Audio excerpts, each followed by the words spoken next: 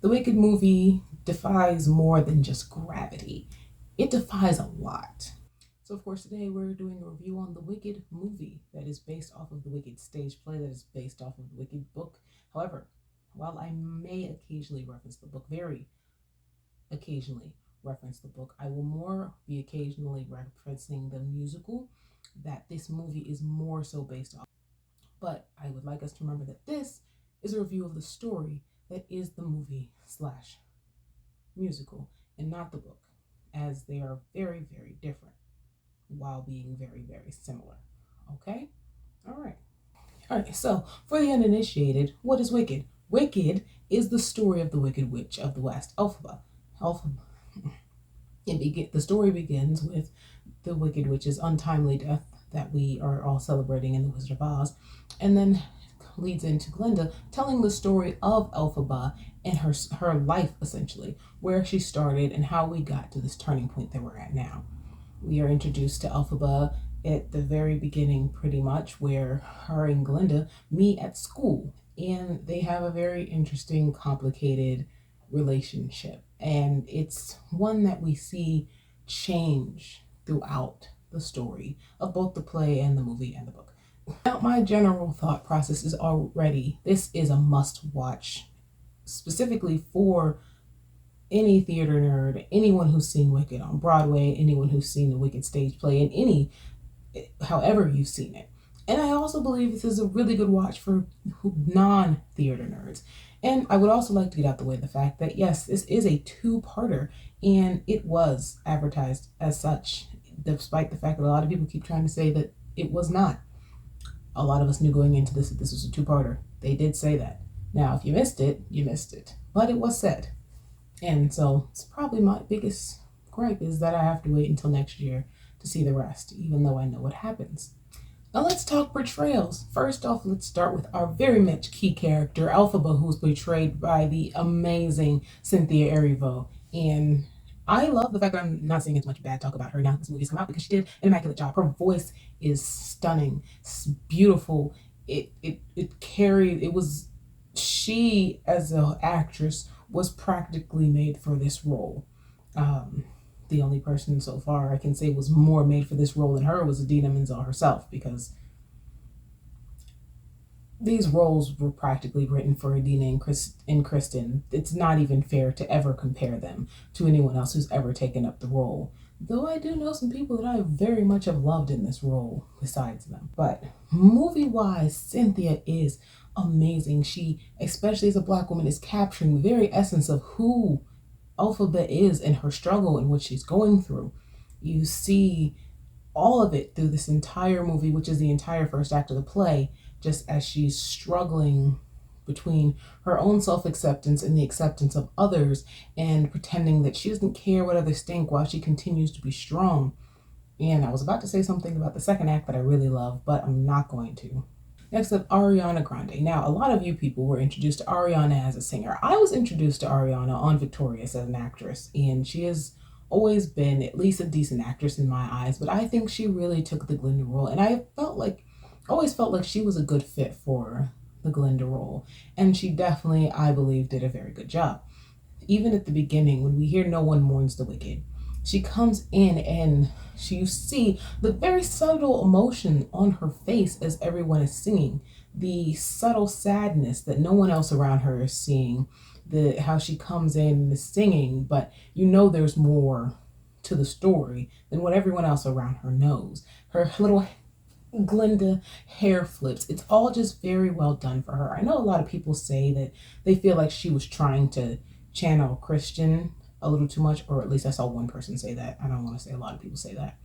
And I do believe that her portrayal was very similar to Kristen's, but I think that she took it in her own way. Michelle Yeoh, of course, played Madame Morrible, and I don't think I could have thought of anyone more perfect for that role, especially in movie form. It was amazing. She very much captured the character. I mean, it's Michelle Yeoh. She can pretty much do no wrong. The wrong she has done is because the writer's not her. She's amazing. Jeff Goldblum is an amazing wizard. Of course, the wizard doesn't show up very much in the first act, so we don't get to see a lot of him, but he definitely captures that essence of what the Wizard of Oz has always been when you see him out and about and not, behind his machine or projector or whatever it is that you use. He definitely captured that. He captured the character. I don't want to give spoilers. This is a non-spoiler. Jonathan Bailey is an amazing Fiyero, and while I definitely believe that Fiyero should have been played by a person of color, considering Fiyero's background, if you know anything about it, I think Jonathan was a really good pick. He definitely captured that arrogant boy, pretending to be arrogant, flippant, shallow character that actually was very much deeper than that. Ethan Slater was just the most adorable Bach you've ever seen. So he did Big Bach, that was on purpose, a lot of justice. And I can't wait to see how him and Nessarosa interact in the second part. Nessarosa specifically, I'll be coming back to because I have a lot to say. Maybe not a whole lot. Peter Dinklage was, of course, the voice of Dr. Dilliman, and he absolutely smashed that role. He did an amazing job. He really hit the emotion of it all. And I was honestly, when he was first announced as being cast as this role, very excited for that. Now let's talk about Nessarosa. Marissa Bode was cast to play Nessarosa, and I would love to give a big shout out for this being the first time an actual disabled wheelchair user was cast in this role. In all of the history of Nessarosa, no one that actually is a wheelchair user has been cast in this role.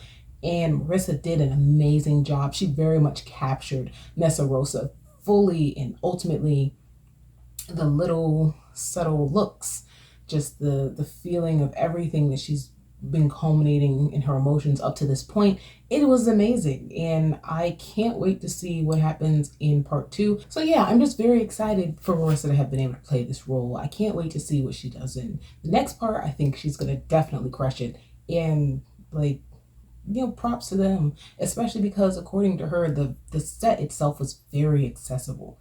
And that's always amazing to hear. And of course, we need to give a shout out to little Miss Cicely Taylor, who played the young Nessarosa. I don't think people are giving her nearly enough props for also being the first wheelchair user to play Nessarosa. And she did a great job. Also, of course, Karis has been getting a lot of praise, but Karis Monsangoli played the young Elphaba, and she was absolutely amazing and so adorable. And lastly, I love the addition of Miss Kato, played by Keela Settle. This allowed for the school to have a more real feeling where we have a headmistress and then teachers. So I think one of the biggest things I loved about this movie was the actual longer time frame. So I think there have definitely been people complaining about that, and I feel like every complaint I have seen about the movie runtime specifically has been unwarranted and nitpicky, and honestly it just feels like some people are trying to find something to dislike about the movie because they can't find anything else because they wanted it to fail so bad, and I'm glad it didn't, and I always knew it wouldn't. The runtime of this movie is actually great. I feel about the runtime of this movie the way I used to feel about the 90s Sailor Moon anime. For those who don't know, I'm a big fan of Sailor Moon. I love the anime because I feel like it fleshes the characters out more from the manga, which I have read several times, by the way. And one big issue with Act 2 of Wicked has always been the fact that people complain that it feels rushed. And while Act 1 doesn't feel as rushed, and most people, I've never heard anyone complain about it, it is, pretty quickly paced. It's a stage play. That's how it works. And the great part is, considering that when Wicked was initially being worked on for stage, the initial plan was to actually make it a movie, but they weren't able to do that, and so stage play it was. A beautiful stage play, nonetheless. What I love about the movie here is that we were able to add in that extra that we can because it's a movie now and that it's split in 2 parts. And I think that's the biggest reason it's split in 2 parts, is to be able to add more depth to some of the characters. We get to see, despite what people are saying, more of Nessarosa than we saw in the play. At least so far. We get to really see more of Elphaba's childhood. We get to stay there a little longer just to see a little bit more developmentally of how she got to this point where she is. she's used to everyone making fun of her and othering her, ostracizing her, because we see it happening to her as a child. We see her relationship with Nessa as a child a little bit more. And so it really dives a little bit more into her character. We make a little bit more sense of her and Glinda's rooming arrangements, considering the fact that in the play, as someone who's already enrolled in Shiz, it would make sense that Elphaba would already have a room to go to that she's assigned to when they get there. We make a little bit more sense of that in the movie. Wow. I'm good with either or version. I like with her already being enrolled in Shiz at the beginning and that she's excited to be there and learn new things. I like that we get more Shen and Fanny. I've always pronounced it Fanny. I like that we get more of them, that we get to see them, the them behind Galinda, because at this point, of course, she's still Galinda.